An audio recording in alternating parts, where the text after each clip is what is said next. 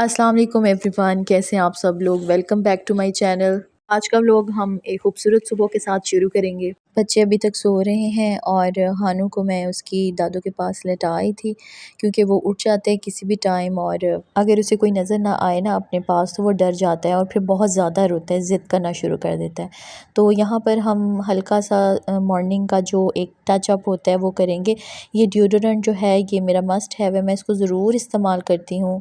ये एंटी पर्सपायरेंट है, पसीना वगैरह नहीं आने देता, तो सारा दिन फिर फ्रेश गुजरता है। उसके बाद सनस्क्रीन अप्लाई करना होता है। सनस्क्रीन में आजकल मैं सईद गनी का ये टिंटेड सनस्क्रीन यूज़ कर रही हूँ। वैसे तो इसके ऊपर लिखा हुआ था कि ये ऑयल फ्री है।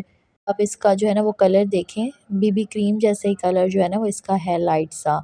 लेकिन जब इसको अप्लाई करते हैं ये देखें थोड़ा बहुत ऑयल आ जाता है स्किन पे। अगर स्किन आपकी ऑयली है ऑलरेडी तो आप इससे ये एक्सपेक्ट ना करें कि ये बिल्कुल ही मैट फिनिश दे देगा, ऐसा हरगिज़ नहीं है। ऑयली टच ना आ जाता है और जब तक मैट फिनिश ना हो ना मुझे ऐसा लगता है मैं फ़्रेश ही नहीं हुई।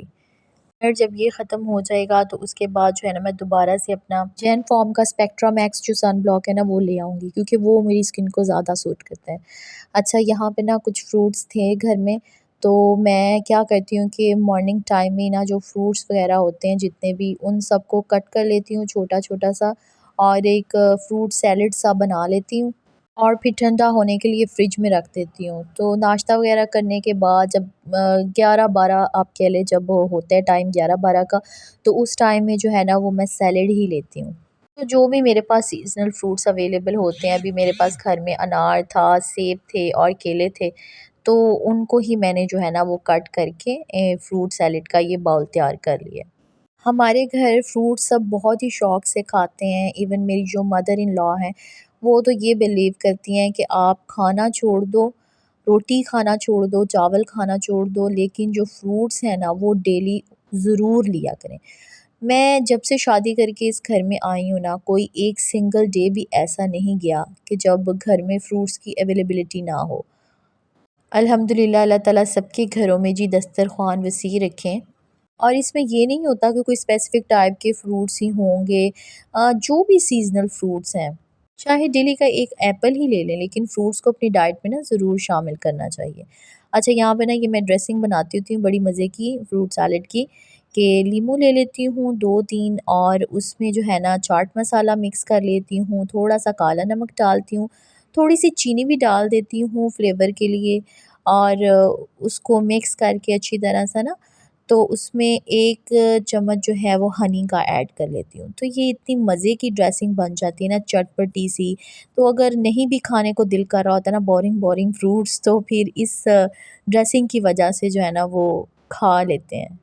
तो मैं फ्रूट सैलेड्स के साथ ना ऐसे एक्सपेरिमेंट्स करती रहती हूँ, कुछ ना कुछ कॉम्बिनेशंस मैं बना ही रखती हूँ। तो लें जी, यहाँ फ्रूट सैलेड मेरा तैयार हो गया है और इसको खाते हैं। साथ ही साथ अब पूरा दिन पड़ा हुआ है, इतने सारे काम करने हैं, करवाने हैं। ऑल्दो मेड्स अवेलेबल हैं मेरे पास, लेकिन मेरे 2 बच्चे हैं, दोनों ही छोटे हैं और उनको एक स्पेसिफ़िक टाइम चाहिए। वो बहुत टाइम डिमांडिंग है। अगर उनको इग्नोर करके मैं बाकी सारे कामों में लग जाऊँ ना, तो ज़िदें करना शुरू कर देते हैं और ज़ाहिर है उनका ये ग्रोइंग टाइम है।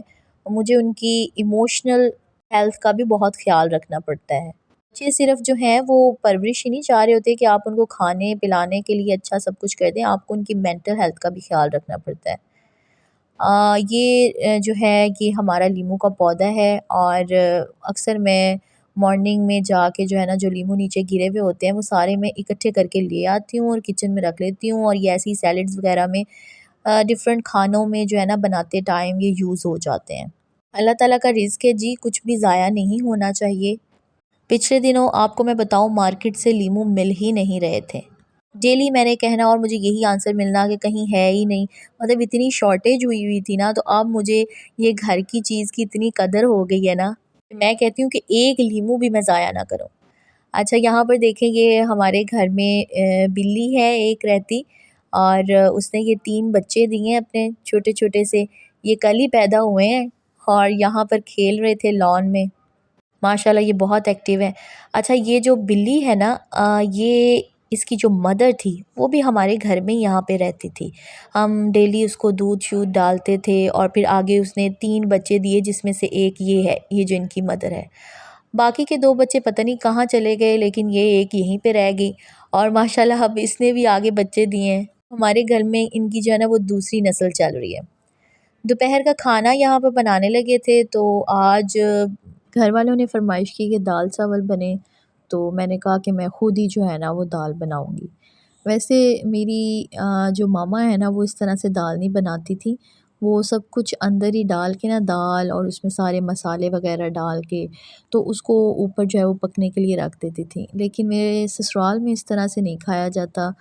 वो लोग क्या करते हैं कि सबसे पहले मसाला वग़ैरह बनाते हैं जैसे सब्ज़ी का बनाया जाता है, और उसके बाद उसके अंदर जो है ना वो दाल शामिल करते हैं, पानी शानी डाल के उसमें, और फिर सारे मसाला जात ऐड कर देते हैं, और उसके बाद एंड में भी जो है ना वो तड़का लगाया जाता है। वैसे ऑनेस्टली स्पीकिंग मैं बहुत अच्छे खाने तो नहीं बनाती, देसी बहुत अच्छे नहीं बनाती, लेकिन चाइनीज़ खाने जो मुझे पसंद हैं वो मैं अच्छे बना लेती हूँ। फिर मेरी मदर इन लॉ बहुत अच्छी कुकिंग करती हैं, और आपको पता है जब आप शादी हो के दूसरे घर में आते हैं, उनके खाने पकाने के तरीके अलग होते हैं, उनके जायके डिफरेंट होते हैं, तो आपको थोड़ा टाइम लगता है समझने में कि वो किस तरह का खाना लाइक करते हैं। ज़ाहिर है आप शादी करके एक बिल्कुल ही नए घर में आई हैं, तो आपको ये एडजस्ट करना पड़ेगा, आपको ही उनके टेस्ट के अकॉर्डिंग अपने टेस्ट को एडजस्ट करना पड़ेगा, अपने लाइफस्टाइल को एडजस्ट करना पड़ेगा। आप एक हैं और घर में ऑलरेडी काफ़ी सारे लोग रह रहे होते हैं, तो वो तो आपके मुताबिक ज़ाहिर है अपने आप को नहीं बदलेंगे।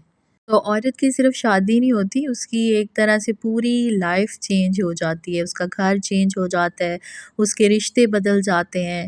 और ख़ैर अल्लाह ताला ने औरत को ये सलाहियत दी है कि वो बड़ा तेज़ी से, बड़ा क्विकली जो है वो अपने नए माहौल में अपने आप को एडजस्ट भी कर लेती है। मर्दों के साथ तो ये सारे मामलात नहीं होते, उनकी अगर शादी होती भी है तो उन्हें एक अदद बीवी मिल जाती है, और बाकी तो वो अपने ही घर में रहते हैं, अपने रिश्तों के साथ रहते हैं, तो उन्हें तो ख़ैर इतना एडजस्ट नहीं करना पड़ता। बहरहाल दाल यहाँ पर बन रही है और तड़का उसको जो है वो लगा रही हूँ। इसमें थोड़े से जो हैं वो खुश्क मसाले ऐड किए हैं, थोड़ा सा ज़ीरा और थोड़ा सा तेज़ पत्ता, और ये जो रेड मिर्चें होती हैं सूखी हुई ये, और साथ में लहसुन और अदरक। इनको बस हल्का सा कड़काना है और उसके बाद आप इसको ऐड कर दें दाल के ऊपर। बड़ा मज़े का तड़का बनता है ये।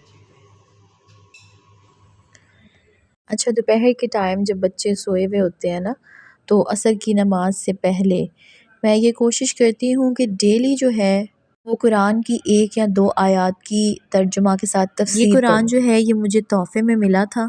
मेरी एक स्टूडेंट थी, तो उनकी बड़ी सिस्टर मेरे पास आई थी और उन्होंने गिफ्ट किया था मुझे। अच्छा, तफसीर पढ़ते हुए मुझे जो भी ज़रूरी बातें लगती हैं, कुछ इम्पॉर्टेंट पॉइंट्स मुझे मिलते हैं, तो मैं उनको हाईलाइट कर लेती हूँ। आप यकीन करें, मेरे ज़हन में कोई मसला चल रहा होता है या मेरी लाइफ में कोई मसला चल रहा होता है ना, तो ये तर्जुमा तफसीर पढ़ते हुए इसी में से मुझे उसका सलूशन भी मिल जाता है। तो कुरान पाक में तो अल्लाह ताला ने हर चीज़ का सलूशन दिया हुआ है, ज़िंदगी कैसे गुजारें हर एक चीज़ के बारे में तो बताया हुआ है। एक मुकम्मल गाइडलाइन है, तो ज़रूर आप जो हैं वो कुरान पाक को तफसीर और तर्जुमे के साथ भी पढ़ें, बेशक 2 लाइनें ही क्यों ना पढ़ लें। मेरी दादी अम्मा हमेशा मुझे समझाती थी कि आप पढ़े लिखे हो, आपको पता है उर्दू को कैसे पढ़ना है, तो आप सिर्फ़ अरबी ना पढ़ें बल्कि कुरान का तर्जुमा भी किया करो, तफसीर भी पढ़ा करो और बल्कि हमें भी बताया करो। तो बस तब से ये बात मैंने अपने पल्ले बांधी हुई है। शाम का टाइम है यहाँ पर ना, तो मौसम थोड़ा सा अच्छा है, और हानू मुझे यही कह रहा था कि लॉन में लेके चलो, मैंने फ़ुटबॉल खेलना है। तो यहाँ पर बच्चे खेल रहे थे और मैं ऐसे ही 15-20 मिनट की वॉक कर लेती हूँ, डेली ही करती हूँ मैं। और इसके साथ ही आज के व्लॉग का एंड करते हैं। अगर आपको आज की वीडियो पसंद आई हो तो लाइक ज़रूर कीजिएगा, चैनल को सब्सक्राइब कीजिएगा। अपना बहुत ख्याल रखिएगा। अल्लाह हाफ़िज़।